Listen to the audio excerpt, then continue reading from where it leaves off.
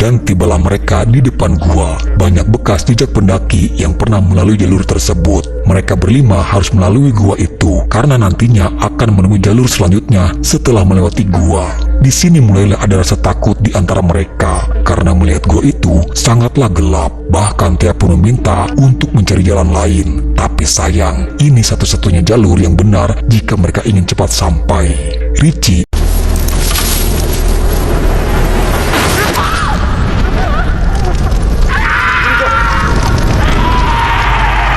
film horor itu menarik untuk disimak guys, karena kejadian dari film horor sendiri dalam kehidupan manusia memang nyata adanya. Terlepas itu hanyalah cerita atau sebuah karangan semata, yang hanya cerita karangan saja menarik disimak, apalagi jika dalam cerita film horor itu adalah sebuah kisah nyata. Pastinya ada nilai tambah dari film tersebut. Ikatan emosinya akan lebih terasa antara kita dengan film yang kita tonton. Seperti film horor yang akan gue ceritakan guys, film horor yang berdasarkan kisah nyata. Film ini berjudul Banal tahun 2019. Agar kalian semakin penasaran, you guys, kita langsung saja ke cerita filmnya.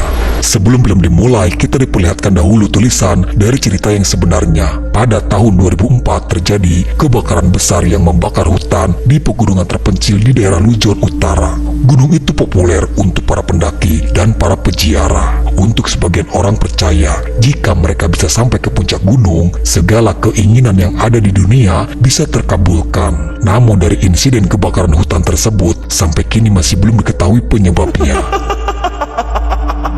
Di hutan itu, kita diperlihatkan ada seorang pendaki wanita. Dia sedang mencari Ian, temannya. Karena ketakutan berada sendirian di sana, dia pun mencoba memanggil temannya itu. Ian sengaja untuk menjahilinya, tapi tiba-tiba saja terlihat ada seekor anjing. Anjing itu terus menggonggong ke arah mereka. Mereka tidak tahu anjing siapa yang ada di sana karena terlihat itu seperti bukan anjing liar. Merasa aneh, Ian pun minta untuk membiarkannya saja. Mereka tak sadar sudah ada sesosok makhluk yang sedang memperhatikan mereka dari semak-semak. Karena dirasa mengganggu dan berisik, dia pun mencoba untuk mengusirnya. Saat dia menoleh kembali ke belakang, tiba-tiba anjing itu sudah menghilang.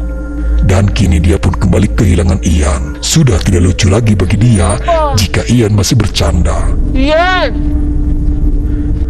Tak jauh dia berjalan, ada tetesan darah yang mengenai wajahnya. Dan saat dia melihat ke atas, terlihat kepala Ian yang sudah terpisah.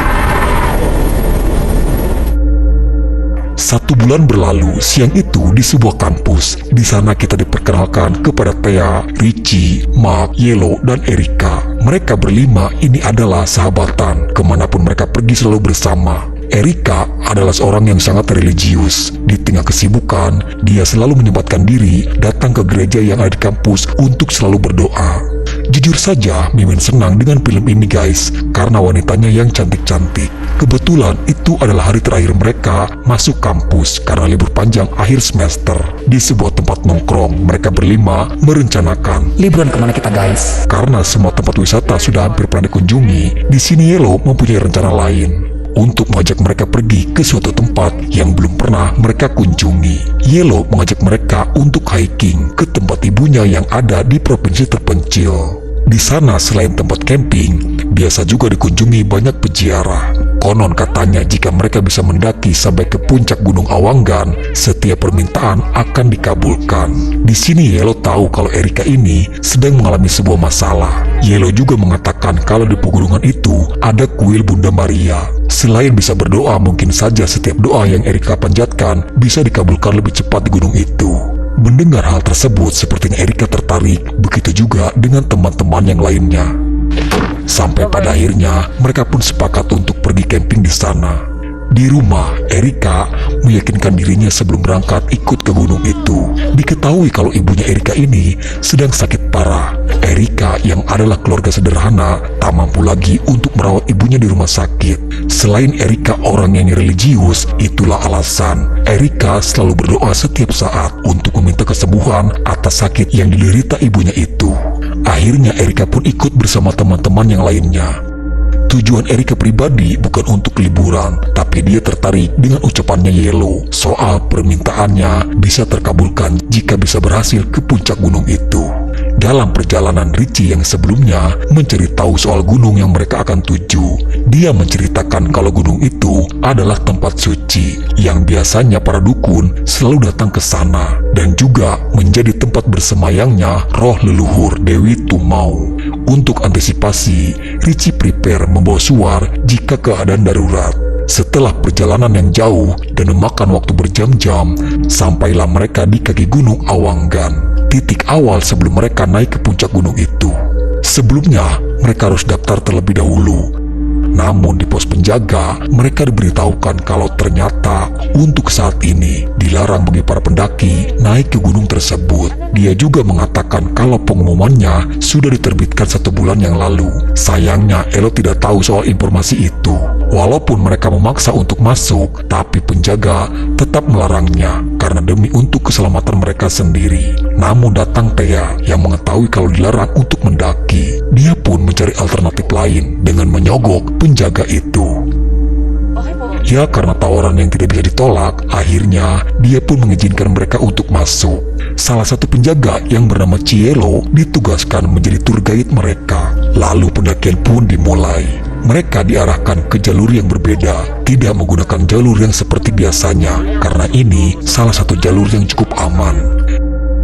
Tubig. Baha itu dinandaling. Setelah beberapa lama menempuh perjalanan, Cielo mengajak mereka untuk sejenak beristirahat di sebuah rumah bilik milik si dukun bernama Nyai Daling. Karena masih berada di area kaki gunung, Erika menyempatkan diri untuk menghubungi ibunya yang sakit. Pembicaraan dia tak sengaja terdengar oleh Richie. Di sini akhirnya Richie tahu permasalahan yang sedang dialami oleh Erika. Awalnya Nyai Daling baik-baik saja menyambut kedatangan mereka di sana. Namun saat Erika datang, tiba-tiba wajah Nyai Daling langsung berubah. Nyai Daling meminta kepada Cielo untuk jangan naik ke gunung. Nyai Daling seperti tahu akan adanya mara bahaya yang sedang menunggu mereka. Tapi kala itu Cielo sendiri malah tidak mendengarkan peringatan Nyai Daling dan mengajak anak-anak untuk melanjutkan pendakiannya. Bahkan Mak sendiri menganggap kalau Nyai Daling hanya menakut-nakuti mereka saja. Di tengah perjalanan, Thea yang tiba-tiba saja mules pingin boker. Sampai di sini mental mereka masih aman, tidak merasa ketakutan sama sekali. Thea pun merasa biasa-biasa saja saat mencari tempat untuk dia boker. Di sini kameramen yang menang banyak, guys. Thea yang sedang fokus ke satu masalahnya, namun dia terganggu dengan banyak lalat yang mengurumuninya sampai dia terpleset oleh kotoran dia sendiri. Tapi justru dia melihat sudah ada bangkai gogok di sana. Cielo yang melihat itu pun kini menjadi sangat ketakutan karena itu adalah sebuah pertanda buruk. Dia pun mengajak mereka untuk kembali. Tentu saja mereka tidak mau jika harus kembali pulang, apalagi Thea yang paling vokal. Orang sudah jauh-jauh mendaki, sudah bayar pula, belum sampai pertengahan jalan, malah mengajak kembali. Di sini mereka pun berunding, tapi dengan kesepakatan bersama, mereka pun akan melanjutkan pendakian. Dan Richie juga yang membawa peta, jadi mereka tidak akan tersesat di sana. Di sini Richie mengiyakan karena dia tahu Erika butuh ke puncak gunung itu agar permintaan doanya Erika bisa cepat terkabul. Sebenarnya itu adalah alasan yang sangat konyol. Cielo yang sudah tidak bisa melarang mereka dan Cielo juga yang sudah tidak bisa mengantarkan mereka. Tapi di sini dia hanya bisa mengantarkan sampai ke pos pertengahan saja. Selanjutnya, mereka berlimalah yang memutuskan dalam pendakian ke puncak sambil mengarahkan kepada mereka kalau di jalur ini mereka nantinya akan menemui sebuah gua karena itulah jalur yang benar menuju ke puncak gunung. Uy.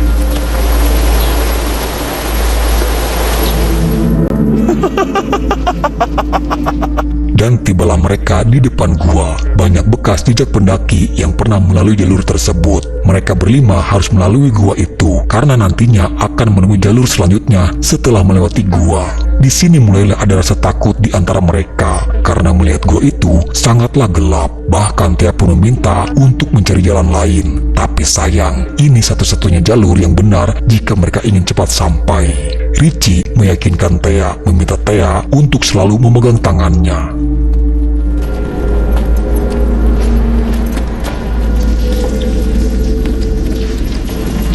Semakin mereka masuk ke dalam gua, jalurnya yang semakin sempit dan sangat gelap, dan mulai terasa ada aura negatif yang mendekati mereka di sana.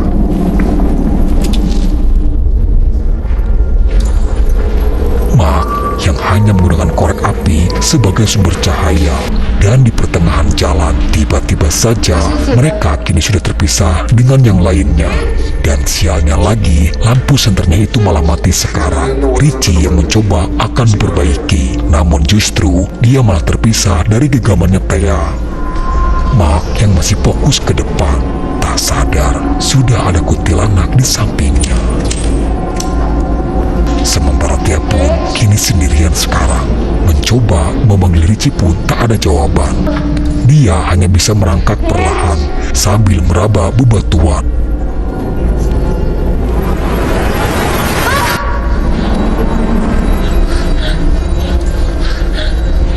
Mark masih sibuk dengan korek apinya. Namun tiba-tiba saja di lain sisi ternyata justru malah Erika, Yellow, dan Richie sudah berada di luar. Mark dan Thea yang masih berada di dalam gua. Thea masih berusaha memanggil Richie, namun di sana. Tapi untunglah dia bertemu dengan Mark, dan akhirnya mereka pun kembali bersama. Apa yang dilihat Thea di dalam gua itu, mereka justru tidak mempercayainya, malah menganggap Thea hanya berhalusinasi saja. Di sini mulailah terdengar nada sumbang. Thea yang ngotot ingin kembali pulang, namun sayang tidak ada jalan untuk kembali. Jalan satu-satunya untuk pulang yaitu mereka harus melalui puncak gunung, dan di sana ada jalur setapak untuk kembali. Karena yang mereka lalui sekarang adalah jalur yang berbeda dari yang seharusnya. Setelah beberapa saat berjalan, kini mereka menemukan seperti orang-orangan yang terbuat dari ranting yang sengaja dipasangkan di beberapa pohon. Tapi saat itu, mereka berpikiran mungkin hanyalah tanda dari para pendaki terdahulu saja. Tuloy lang tayo guys. Perjalanan pun dilanjutkan dengan arahan dari peta yang dibawa oleh Richie. Namun justru kini mereka malah kembali ke tempat itu lagi. Sudah hal biasa guys, itulah pentingnya kita membawa kompas jika berada di dalam hutan. Bahkan peta yang dibawa Richie sama sekali tidak membantu. Mereka pun mencoba untuk melanjutkan kembali, tapi kini kondisi diperparah dengan turunnya hujan. Disinilah mental dan fisik kita diuji jika kita berada di tengah hutan. Pikiran yang macam-macam akan muncul di saat kondisi pada saat ini. Salah satu tidak fokus akan berdampak membuyarkan fokus orang lain di sekitarannya.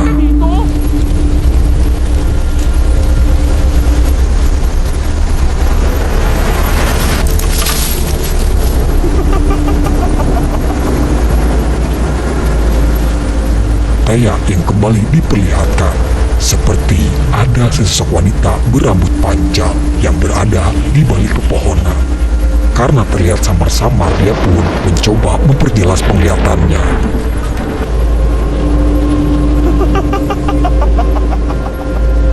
Sementara Richie bersama Yellow pun melihat adanya sesuatu di sana. Erika! Mereka tak sadar sudah terpisah dengan Erika dan terdengar teriakannya sekarang. Erika yang hampir jatuh terprosok masuk ke dalam jurang. Erika! Okay ka lang? Karena sudah tidak mungkin dilanjutkan, mereka memilih mendirikan tenda di sana. Musibah satu persatu mulai berdatangan. Yellow yang tiba-tiba saja mengalami demam tinggi. Ano ba to? Ewan ko, we just heard. Mereka berbagi tugas. Erika yang akan menjaga Yellow di tenda, Mark yang akan pergi mencari air di sungai. Sebenarnya Richie tidak membiarkan Mark sendirian ke sungai itu. Dia pun menyusunnya dengan Thea. Namun di perjalanan, justru Mark mulai merasa ada sesuatu di telinganya.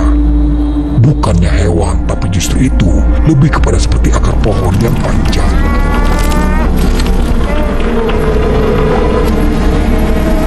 Dalam penglihatan Mark, dia seperti terlilit oleh akar pohon yang hidup. Tapi untunglah, semuanya kembali normal.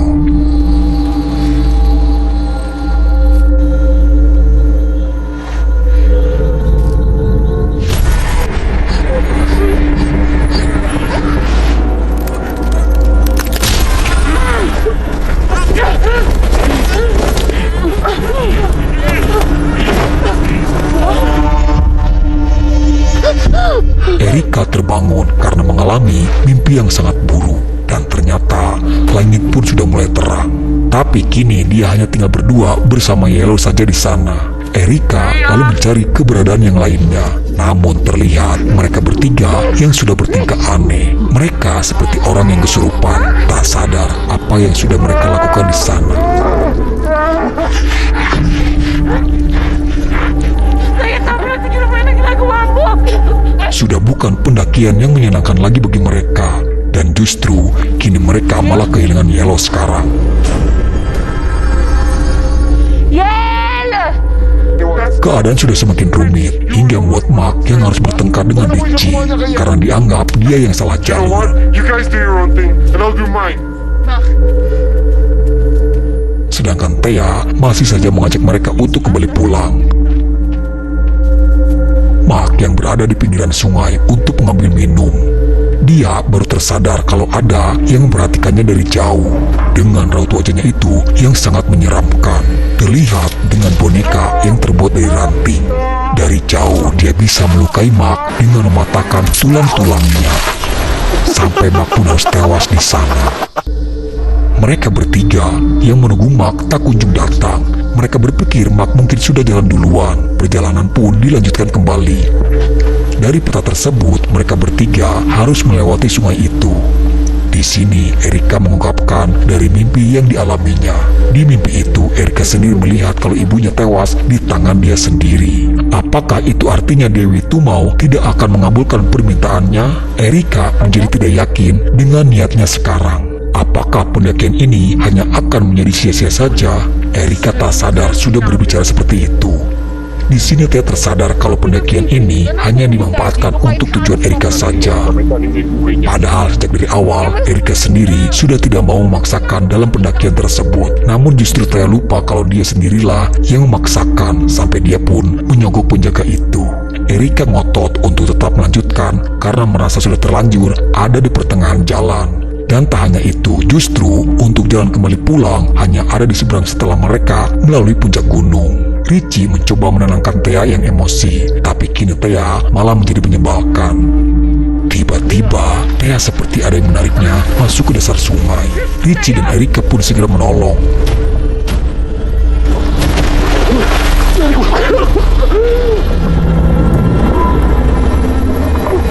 Dan ternyata itu dilakukan oleh sesosok yang ada di sana.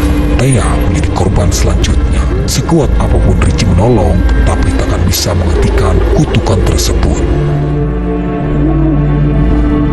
Kini tinggal hanya penyesalan dan saling menyalahkan diri sendiri. Tersisa tinggal mereka berdua sekarang. Mereka pun berjanji saling menjaga satu sama lain dengan apapun yang terjadi. Dengan harapan yang tersisa, mereka kembali melanjutkan perjalanan.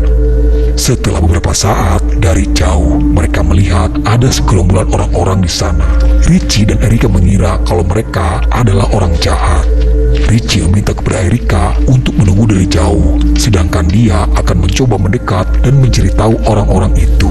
Tapi keberadaan Richie malah diketahui oleh mereka di sana. Susana! Please! Sialnya Richie malah terpleset hingga membuat kakinya kesakitan. Richie meminta untuk Erika terus berlari. Richie salah, justru mereka adalah orang-orang baik yang akan menolong Erika. Sementara Erika, dia seperti terkena sihir yang membuat dia pun terjatuh pingsan. Terlihat ada sosok berbaju putih mendekatinya. Richie bertemu dengan tetuanya di sana. Tujuan kedatangan orang-orang itu ke gunung untuk menghentikan ritual sesembahan yang dilakukan oleh sekelompok sekte dukun. Dari cerita tetua itu, Dewi Tumau yang diceritakan sebagian orang adalah roh para leluhur itu salah besar. Justru Dewi Tumau itu adalah iblis penghuni gunung tersebut. Tetua itu juga mengatakan kalau mereka sudah salah tujuan. Kalau mereka ingin menuju ke Gunung Suci sendiri ada di sebelahnya. Justru gunung yang sekarang mereka daki adalah gunung sarangnya para iblis. Di sini tercium seperti ada skenario kesengajaan, guys. Karena gunung ini adalah gunung tempatnya para iblis berada, di mana sekte dukun menjadi pemuja iblis Tumau. Sekte dukun itu dihuni oleh kaum wanita, guys. Mereka memuja kepada iblis Tumau agar diberi kekuatan sihir. Erika menjadi wanita terpilih yang dijadikan tumbal ke-10 untuk mereka lakukan sesembahan terakhir yang diminta iblis Tumau kepada para pengikutnya.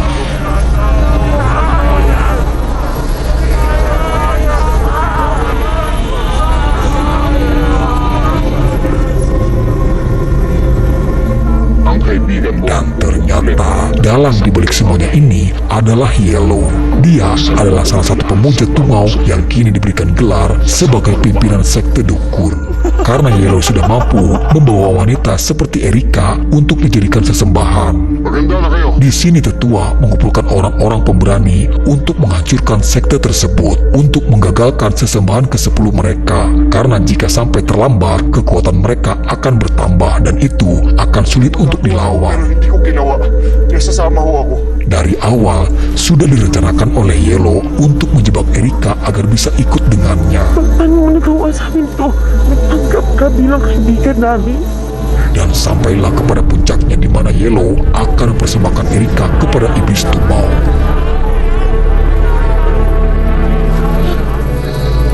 Ina, Sementara di lain sisi, para gerombolan itu menemukan keberadaan mereka yang sedang melakukan upacara ritual sesembahan. minuwa ka. Lima ko. Namun ritual tersebut akhirnya berhasil digagalkan. Orang-orang itu pun mulai menyerang dan membasmi para pengikut iblis Tumau. Tapi dari kekuatan si dukun mampu melawan balik mereka. Richie dan Erika berusaha untuk segera melarikan diri. Namun tak mudah bagi mereka untuk bisa pergi dari sana. Mereka berdua sudah terkepung sekarang. Bahkan kini Richie sudah menjadi tawanan. Erika diberi pilihan jika dia mau bergabung, iblis Tumau akan menyembuhkan penyakit ibunya dan juga akan membiarkan Richie tetap hidup. Tak hanya itu, Erika juga nantinya akan diberikan kekuatan. Tapi Erika tak mudah percaya begitu saja kepada para pengikut iblis. Dan sampai pada akhirnya, Erika memilih membakar Yellow dengan senjata suar itu. Erika.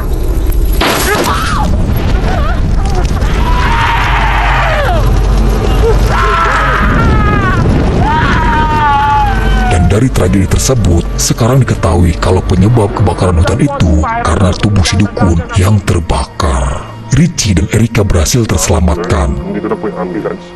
Tinda po namin. Dan film diakhiri Erika bersama Richie yang dibawa oleh mobil ambulan. Tapi terlihat iblis Tumau tetaplah hidup sampai pada hari kiamat nanti. Banyak pesan moral yang disampaikan dalam film ini guys, terutama kepada Erika. Niat dan tujuan yang baik tentu harus dibarengi dengan proses yang baik juga. Semakin orang itu taat kepada Tuhan, semakin berat cobaan yang dia terima. Tentu tak mudah berada di posisi Erika, di mana dia sangat membutuhkan pertolongan. Dengan kondisi ibunya yang sedang sakit parah, mungkin bisa dikatakan butuh keajaiban. Berbagai upaya sudah dia lakukan, bahkan berdoa sudah hampir setiap saat dia panjatkan. Tapi sayang, di tengah perjalanan, Erika malah tergoda oleh rayuan sesat si iblis.